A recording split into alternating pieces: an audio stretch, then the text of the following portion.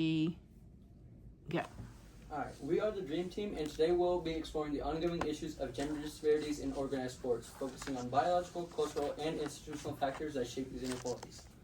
Here's our roadmap. First, we'll discuss the current context of gender disparities, then we'll present our central question, followed by our argument. We'll also cover some solutions and end with a call to action. We examine this issue through 5 key lenses: scientifical, political, economical, ethical, and social. We feel like these lenses give a well-rounded perspective on gender differences in sports and what our project will be based off of. So the current landscape of gender inequality in sports. Despite strides towards equality, sports remain unequal due to cultural norms, media influences, and biological differences. This brings us to a crucial question. Can true gender equality in sports become a reality? Based on research, we argue that although some progress can be made, true equality is not possible due to significant barriers. Let's begin by discussing the first of these barriers, which is biological differences. For example, hormones and physicality. These are often at the heart of debates surrounding fairness and competition in sports. According to Fabio Mancino and his colleagues from the Department of Orthopedic Surgery at the University of London, women are up to 8 times more likely to suffer from anterior cruciate ligament injuries, otherwise known as ACL, compared to men. This stark difference highlights how physical disparities can affect athletes' performance and injuries. As shown in this graph made by Emma Hilton and Tommy Lindbergh through their research at the Faculty of Biology at Manchester University, men consistently outperform females across various sports. The bars represent the percentage advantage males have over females, even when females are going 100%. This advantage can range from 10% all the way to 30% depending on the specific technique in the sports.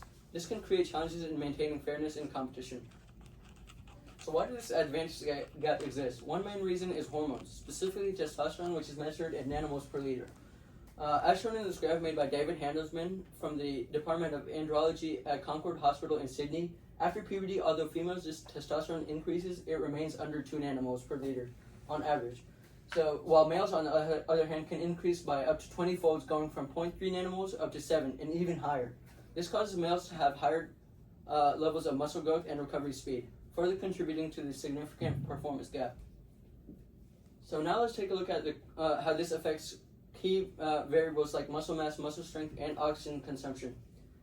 As shown, these are directly influenced by testosterone and can explain the physical disparities between athletes. As shown in this chart also made by Emma Hilton and Tommy Lindbergh, males on average have 45% higher lean body mass and 33 to 40% higher muscle mass.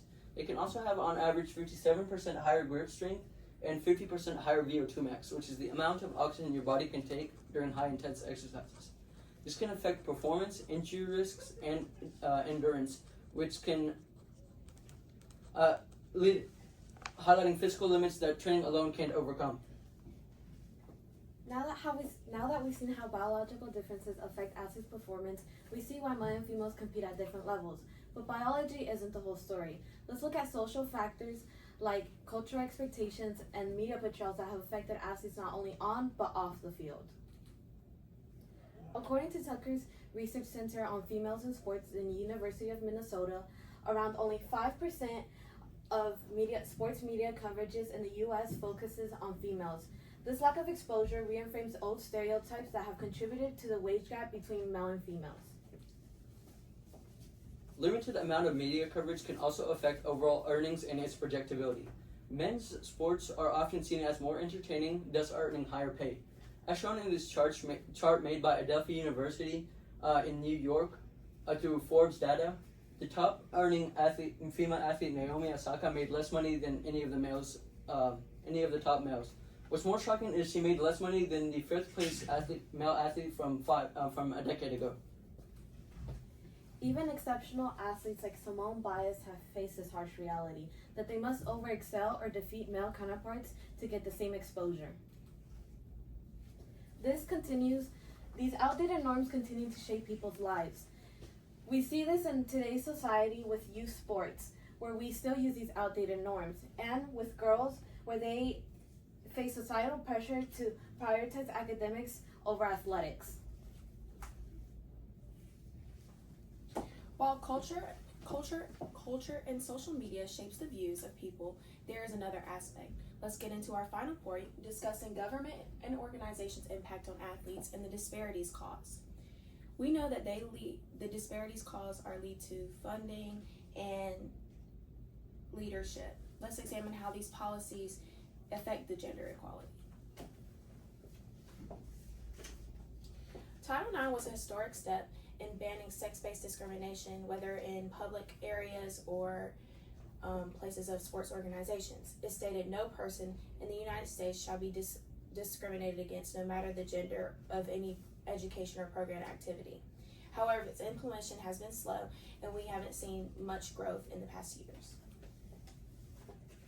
Although Title IX intended to create equality, funding disparities persist. This chart by the NCAA Division I sports from 2018 to 2019 shows how men receive nearly double the budget of women's teams. Men's sports also generate for more revenue, with $900 million compared to just $40 to $50 million for women.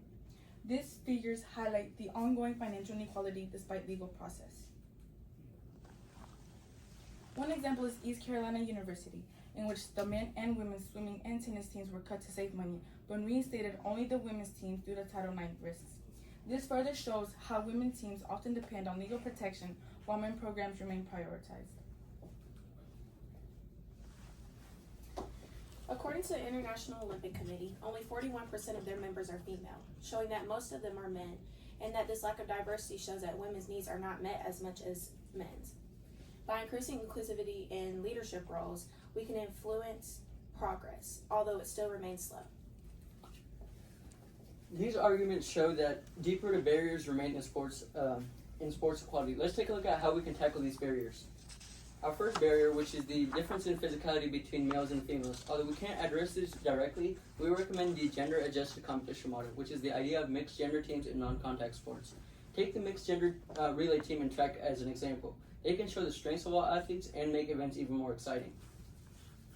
Let's take a look at the pros and cons of this model. On the positive side, not only does this model increase inclusivity from females, they also reduce gender biases. There's also some negatives to it as well.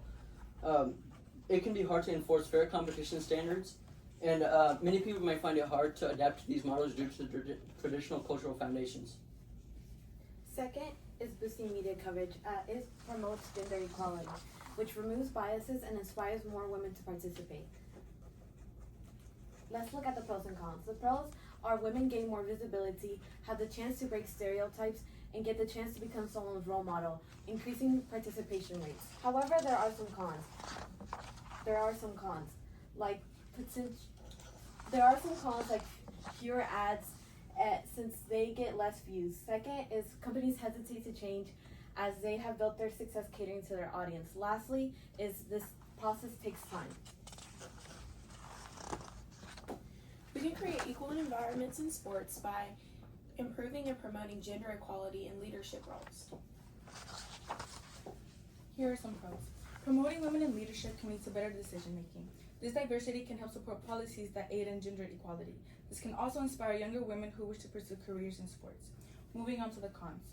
Many sports are male dominated. If efforts to promote women are not sincere, it can lead to backlash. Also, changing deep-rooted gender norms can take time. Now that we've seen our solutions and their positives and negatives, there's still a wall we have to overcome, which is our limitations. Even if we implement mixed gender competition models, it may still be hard to enforce fair competition rules. We can overcome this with small trials, we